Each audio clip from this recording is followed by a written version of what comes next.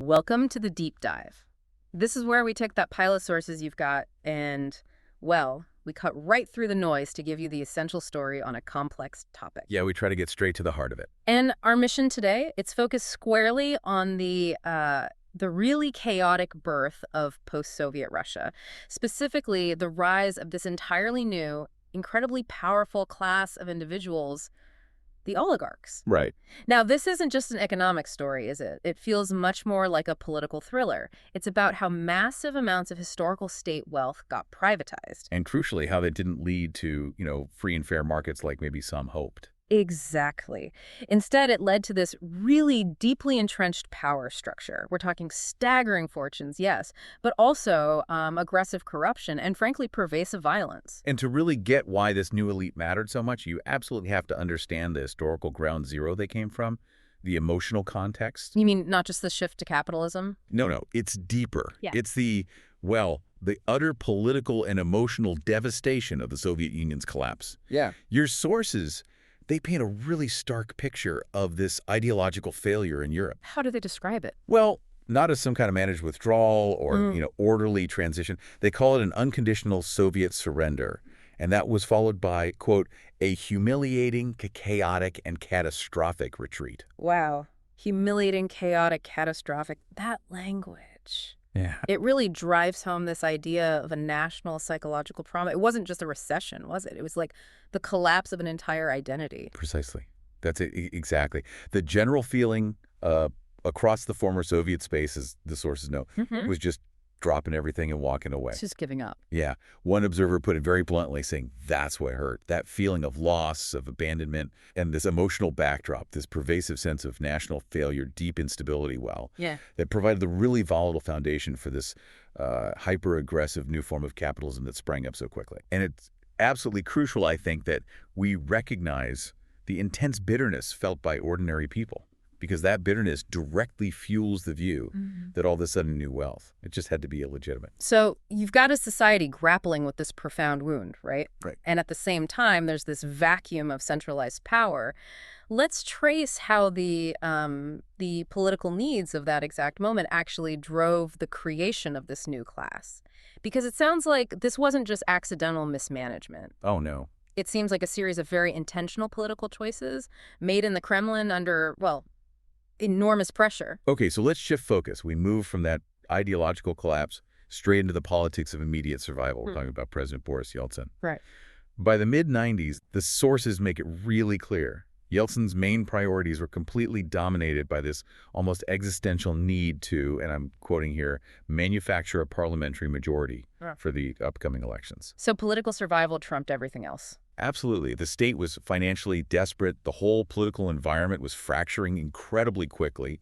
And this meant that, building a stable long-term market economy, that took a back seat. To what? To finding immediate, decisive support structures, people, groups, who could shore up Yeltsin's immediate hold on power right now. That makes a certain kind of sense, doesn't it? If you need political loyalty and you need speed, you empower figures who can act decisively and, maybe importantly, who won't get bogged down in legalities or democratic processes. Exactly. The criteria for success suddenly shifted. It wasn't about entrepreneurship anymore. It was about political utility. Okay. Yeltsin needed reliable political allies, people who could act fast on issues seen as, existential to the Kremlin, and crucially, existential to Yeltsin's own personal political fate. And this created the perfect conditions. The perfect environment, yes, for a very specific type of politically connected individual to just flourish, often by getting control of incredibly valuable state assets that were basically being dumped onto the market in a huge hurry. And this rapid, often corrupt wealth creation, it became personified, didn't it, by one really key figure, Yelena Baturina. She seems like a highly visible example of this new politically subsidized capitalism. Her rise is, it's quite remarkable, because it highlights the direct link between political access and financial gain, particularly at the city level, in Moscow specifically. She was married to the mayor, right? Yelena Baturina, yes, wife of Moscow Mayor Yuri Luskov. And her story became the definitive, immediate rags-to-riches tale of that whole era. But it was fueled almost entirely by preferential state contracts. given out by the city government. The sources mention specifics. They do. They note she won contract after contract, which ultimately made her Russia's first woman billionaire. Her company, Inteco, it started in plastics and chemicals, apparently, but it very quickly used its political connections to pivot into massive construction and real estate projects all across Moscow. Wow. Russia's first woman billionaire. I mean, that's a powerful symbol of the new financial order. But the sources seem really insistent that this kind of wealth creation, tied so directly to state resources, political figures, it wasn't met with admiration. No, not at all. Instant hostility. And this is where that political friction becomes so critical. So, Because this highly visible, incredibly rapid accumulation of wealth, often seen as happening through opaque, maybe even outright corrupt, means it contrasted so sharply with the immediate widespread impoverishment of millions of ordinary Russians. yeah. People watch their savings just evaporate, their pensions dissolve after the Soviet collapse. So they see her getting rich while they're losing everything? Exactly. And this situation, it generated deep bitterness among the public. Now, sure, there was probably an element of envy. The sources mentioned feelings that were not a little bit envious.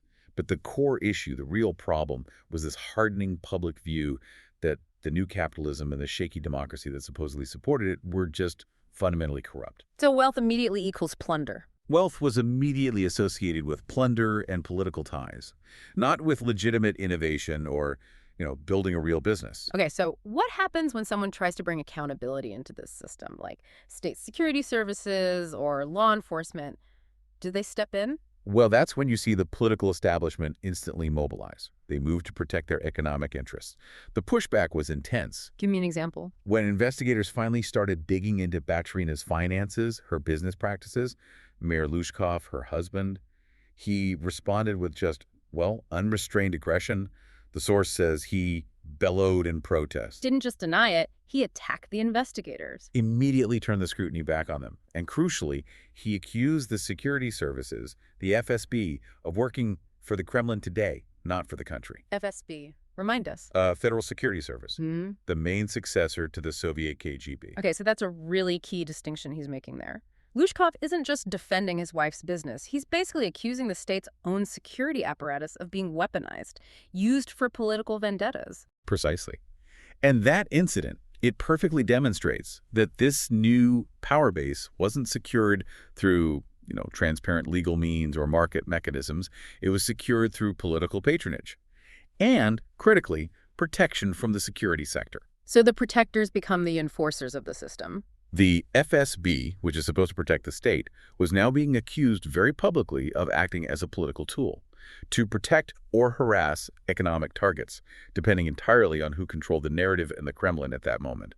This deep entanglement the state's enforcement arm mixing with private, politically linked wealth, it's absolutely foundational if you want to understand the oligarchic system. It tells you the rules of the game were totally subordinate to power. Okay, so if Yelena Baturina represented, let's say, the municipal real estate and contract side of this new wealth, Right. We really need to look at the figure who seems to embody the political access, the media manipulation, the sheer ruthlessness of the Yeltsin era. Boris Berezovsky. Ah, He Berezovsky. seems like an absolute nexus point. Right. Deeply tangled up with the state security apparatus, the political core. He really is the archetypal figure of the 1990s oligarch. He proved, maybe better than anyone else, that political access was the ultimate form of capital in the new Russia. How so? Well, he managed to accumulate just vast wealth from privatizing major state assets, everything from Russia's flagship airline, Aeroflot, to key media outlets like ORT television.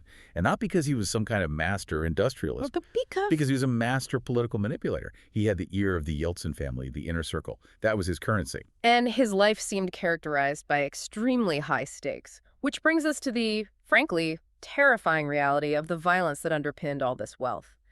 The sources mention a specific event in 1994. Yes, the assassination attempt. It was a horrific, really defining moment. What happened? Berezovsky had just left his auto dealership. He was in a chauffeured Mercedes. And a remote-controlled bomb exploded right near the car. This wasn't just a warning shot. This was clearly an attempt to execute him. And the physical consequences. They really underline the brutality involved in these, business wars. They do. The driver was instantly decapitated. Just an utterly shocking outcome. Yet Berezovsky himself, who was sitting in the reinforced back seat, miraculously survived. He suffered burns and cuts, but he lived. It just underscores that accumulating wealth back then wasn't about spreadsheets, was it? No, it was life and death, backed by private armies, rival security factions, and the source material draws a really critical conclusion from this pervasive violence. It notes that in the chaos of that time, the distinction between service to the state, to the oligarchs, and to the mafia was becoming less and less clear. That blurring of lines feels key. It suggests that maybe the security services, the people who understood protection, logistics, they were moving fluidly between official government duty and private security work for this new moneyed elite. Exactly. Maybe even facilitating the violence. No, it's highly likely. The expertise held by, say, former KGB or military personnel, how to run operations, gather intelligence, how to, well, eliminate rivals, that skill set was now basically available on the open market. Or maybe the closed market of oligarchic protection rackets. The state's monopoly on violence had effectively been outsourced. Wow. Okay, so while all this chaos is reigning internally, this new elite also started facing some pretty severe criticism from abroad, right? Particularly from high-profile international figures who really understood global finance and political transitions. George Soros comes up. Yes, Soros. He didn't mince words. He was known not just for his financial clout, but also for his significant philanthropic work trying to foster open societies after communism collapsed. He was deeply involved in Russia. Not just funding from afar. No, the sources really highlight this. He wasn't just a distant funder. He apparently helped devise them, monitored them, tinkered with them, referring to his projects. He worked with the same energy he applied to his investment career. So his critique carried weight because it came from someone who understood both the economic theory and the political reality on the ground. What specifically was Soros targeting when he spoke out in Russia? What bothered him? His criticism was very direct and highly political. He was outspoken, specifically targeting these powerful figures involved in the self-dealing and the sheer opacity of the privatization schemes. Including Berezovsky. Including Berezovsky himself, yes, along with, quote, members of Yeltsin's family. Soros argued that this lack of transparency, combined with the government's failure to tackle corruption, was fundamentally undermining the whole transition to democracy. He wasn't just questioning the ethics, he was questioning the financial and political stability of the new Russian state itself. So how did these figures Soros criticized, who, as we've established, controlled massive media empires, how did they respond to this kind of international scrutiny? They leveraged that media control immediately. Soros was, quote, assailed in media attacks. Predictable, maybe? Well, it perfectly illustrates how the oligarchs use their newly acquired state assets, like Berezovsky's control over OT television, to shield themselves from both domestic and international criticism, whether moral or financial. They could spin domestic narratives, about Western interference to try and discredit critics like Soros. Okay, so this unstable political landscape then starts to undergo a pretty dramatic shift, doesn't it, with the slow, deliberate rise of Vladimir Putin? Yes. The political tide really began to turn when Putin, a former FSB operative himself, emerged. He brought a very different approach to the Kremlin, highly structured, intelligence-driven. He was intent on reasserting central state control. How did he approach that? The sources note that Putin compiled his own internal dossier against challengers and critics. He was positioning himself to challenge the existing power structures that had been built up under Yeltsin. The key difference was that Putin saw the political independence and the media control of those Yeltsin-era oligarchs as a direct threat. A threat to state power, and by extension, a threat to his own power. And Berezovsky, who had basically been the kingmaker of the Yeltsin era, he becomes Putin's most sustained long-term enemy, maybe realizing too late that the rules had fundamentally changed. Absolutely. Once Berezovsky was effectively exiled, he continuously sought to discredit Putin. He engaged in this campaign of opposition that the sources characterize as having increasing vehemence and a diminishing regard for the truth. Trying the old playbook. He tried to use the same media manipulation tactics he'd perfected in the 90s. But Putin now controlled the centralized security apparatus and the essential levers of state influence. This transition, it marked a really crucial shift. The new leader was actively trying to subjugate the powerful financial elite, bring them back under state control. It demonstrated that in Russia, ultimately, political power dictates economic power, not the other way around. Okay, we've spent a good amount of time looking at the internal scramble for wealth, the industrial assets, the media control, the political corruption fueling figures like Berezovsky. But now we need to shift gears a bit, conceptually. We need to move from that internal political heist to how this newly consolidated political capital started projecting itself globally. Right, the external consequences. Exactly, moving from internal wealth accumulation to external, often illicit consequences. And the sources draw a very clear line here to one particular figure, Victor Bout. Ah, Victor Bout, yes. He represents a, frankly, terrifying and globally significant extension of this new Russian reality. His power wasn't derived from traditional resource privatization. Oil, aluminum, like the others. So where did his power come from? It was based on controlling the logistics infrastructure of the post-Soviet collapse. Now, sure, he had competitors in the actual arms trade itself, but the sources state his true unique power lay in his, quote, unique monopoly over the air transport that moved the bulk of arms streaming into conflict zones, especially in Africa. That operational dominance, that's what made him such a figure of paramount international concern. It sounds like he realized that in this chaotic post-Soviet world, maybe the most valuable asset wasn't the weapon itself. But the means to deliver it. Right. The reliable, unregulated means to get it anywhere in the world, quickly, quietly. Precisely. After the Soviet collapse, think about it, there was this huge surplus of military transport aircraft, An-12s, Il-76s, Antonovs, and along with them, a readily available pool of trained pilots, maintenance crews, all suddenly operating outside any kind of unified regulatory framework. A gap in the market. A massive one. And Bout successfully monetized this surplus infrastructure. He created this vast, incredibly fluid network of seemingly legitimate air freight companies that could fly virtually anywhere, instantly connecting the supply often from Eastern Europe to the demand in the world's most brutal conflict zones. He sounds like a true global operator, someone capable of navigating different political spheres, different cultures, almost effortlessly. He really was a genuine cosmopolitan operator, but of illicit goods. One detail that really stands out in the sources is the power of his personality, his linguistic skills. An associate noted that Bout could, quote, charm you in 7 or 8 languages. That's quite a skill set. And essential. Essential for managing a sprawling network that required constant negotiation with all sorts of clients, warlords, corrupt government officials, maybe even legitimate businesses, perhaps even Western intelligence agencies, who might have contracted his services without fully realizing it. But it wasn't all smooth sailing. Oh no, far from it. The sources also show his operations were constantly fraught with debt, with back-and-forth accusations. There's one specific instance mentioned where an associate accused others of saddling Bout with really high debt, like $1 million for an air firm called Matavia that eventually went bankrupt. Yeah. So even when you're operating at this scale of, violence and illicit trade, basic financial instability and internal conflicts are still very much part of the picture. Let's talk about the reach, though. The horrifying reach of his logistics network. This wasn't just local stuff. No continents. The span was vast and, frankly, dark. Stretching, as the sources put it, from the jungles of Colombia to the crags of Afghanistan. And the sources give specific, chilling examples that really show how deeply Bout was embedded in state-level conflict zones. Take Liberia, under the warlord, later President Charles Taylor. Bout's influence there was extraordinary. It points to state-level sanctions, state-level protection. How did that protection manifest itself? What did it look like on the ground? Well, the sources reveal something pretty astonishing, an almost unheard-of privilege. Bout apparently had a private villa in Monrovia, the capital, placed entirely at his sole disposal. Just a house. More than that, it wasn't just a property. It was actively manned and protected by elite guards.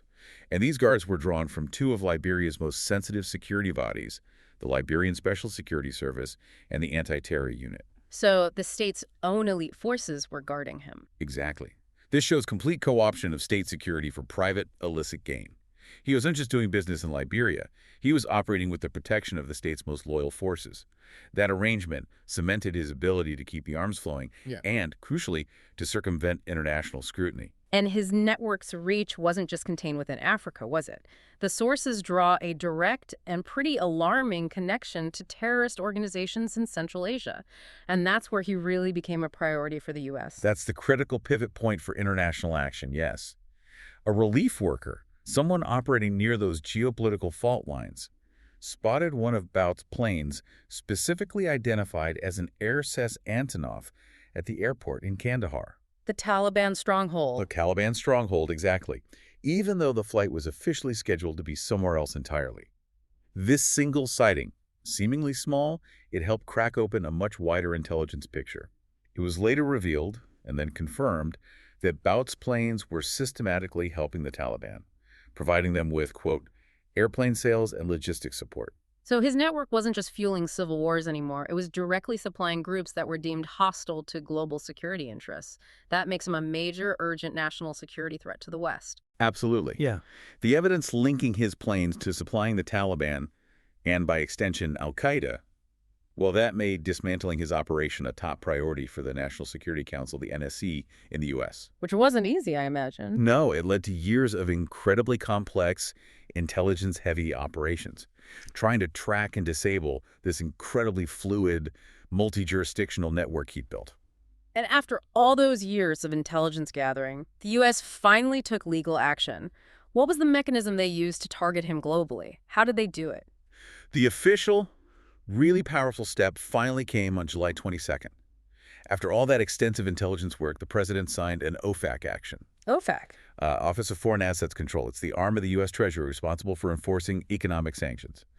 And this action officially designated Viktor Anatolievich Bout as a special designated person, which is essentially, well, it's like an economic declaration of war against an individual. Okay, and what were the immediate practical consequences of that designation? What did it actually do? Well, the designation itself was based on the intelligence publicly linking him to global conflict and, crucially, the Taliban. It branded him officially as a businessman, dealer, and transporter of weapons and minerals. Quite a title. Indeed. And it listed this dizzying array of aliases he used to try and evade capture and regulation. Bont, Butte, Butov, Vitaly Sergitov, just to name a few.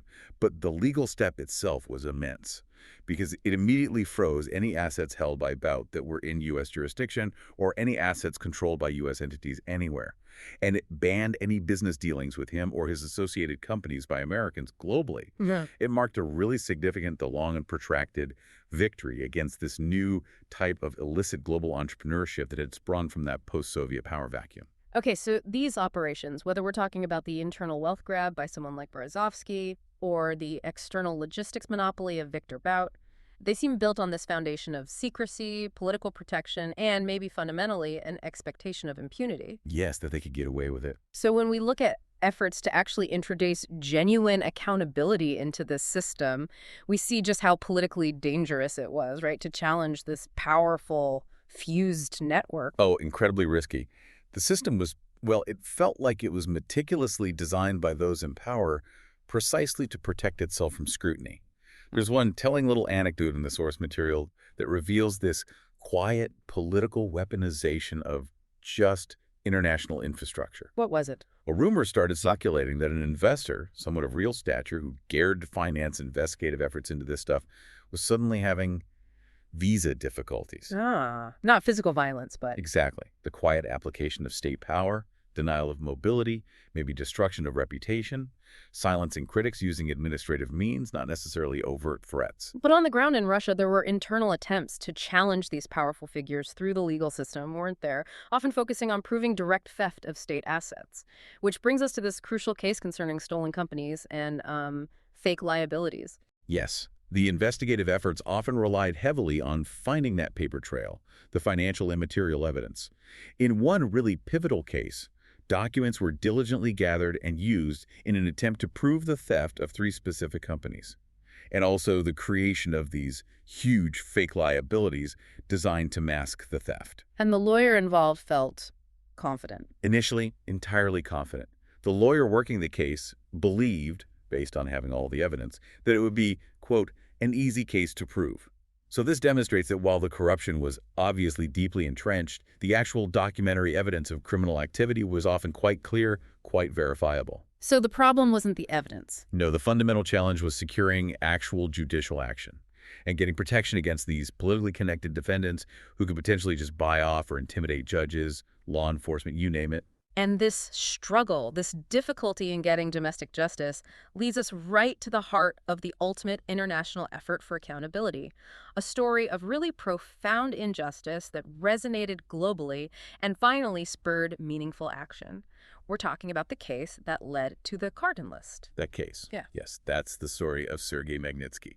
Magnitsky was a lawyer, an accountant, who was investigating enormous corporate theft and fraud schemes targeting state assets. He uncovered evidence proving that Russian officials had conspired to steal 3 companies.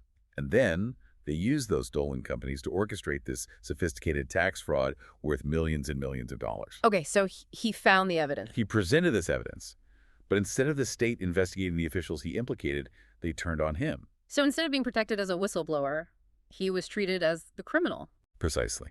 Magnitsky was arrested back in 2008 on fabricated charges of tax evasion, the very crime he had actually exposed. And what followed was just a heartbreaking miscarriage of justice. It's documented through his own prison letters, where he repeatedly pleaded for help. He described the horrific conditions he was facing, including being denied medical treatment for really serious ailments. And the outcome? The sources report on the effort to hold responsible the people linked to Sergei's death, noting he had pleaded for help in those heartbreaking letters. Ultimately, Magnitsky died in pretrial detention in 2009. Having exposed this high-level corruption that reached right into the state's security and tax apparatus. His death, especially after he documented the corruption himself, it triggered this global call for some kind of retribution for legal action, didn't it? And this is where the political action finally translates into the Cardin list. Yes. His case became this powerful symbol, a symbol of the impunity enjoyed by the new Russian elite and the extreme dangers faced by anyone who dared to challenge them. The news reported that following intense diplomatic pressure, a new term had been created and repeated over and over, the Cardin list. This signaled the global recognition of this specific push for accountability. Which became law in the U.S. In the U.S., yes, this eventually became the Magnitsky Act. It was a legal framework championed by Senator Ben Cardin. And what the act does is allow the U.S. government to sanction individuals anywhere in the world who are deemed responsible for significant human rights abuses or major corruption. How does it sanction them? By freezing any U.S. assets they might have and banning them from obtaining U.S. visas. Okay, so the significance here is huge. This wasn't just a political statement, right? It was a mechanism, a tool to use legal and economic pressure-freezing assets, visa bans, to hold specific individuals accountable. Often the very same individuals who'd accumulated their wealth through these corrupt systems we've been discussing, especially where the domestic judicial system had either failed them or had been completely co-opted. Exactly. It provided a kind of external check, an attempt to impose consequences when the national sovereignty of law within that country was being systematically undermined by the ruling financial and political elite. It represents the international community basically recognizing that this specific type of state-backed corruption, well, it can't just be ignored because it destabilizes global financial and legal norms for everyone. #tag outro. So this deep dive has meticulously shown us, I think, that the economic upheaval following the Soviet collapse, well, it was far from a simple market liberalization, wasn't it? Not at all. It was chaotic, often violent, a massive transfer of national wealth.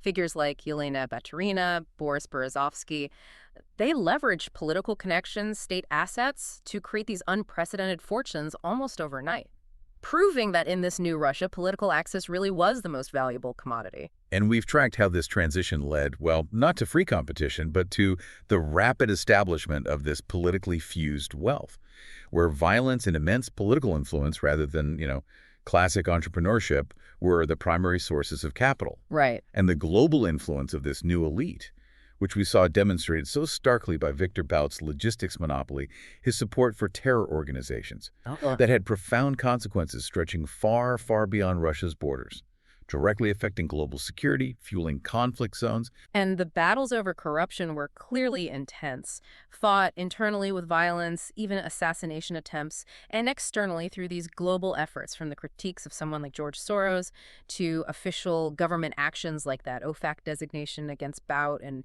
political measures like the Magnitsky Act, the Cardin list. Yeah. It just demonstrates the enduring, immense difficulty of imposing external accountability on wealth that is fundamentally protected by state power, doesn't it? Absolutely. So we look closely at this pattern of politically linked wealth creation, where accumulating capital is tied so directly to who can control the state apparatus. Yeah. It raises a crucial sort of lingering question for you, the listener, as you observe global conflicts, financial markets today. That's the question. Does the struggle over these vast, strategically vital national assets, does it cease to be about economic value generation at all? And instead, does it become just an ongoing internal conflict where ultimate success is judged solely by who permanently controls the media narrative, the legal apparatus, and ultimately the levers of state power? This pattern, born in the chaos of the 1990s, it really continues to shape the world we live in today.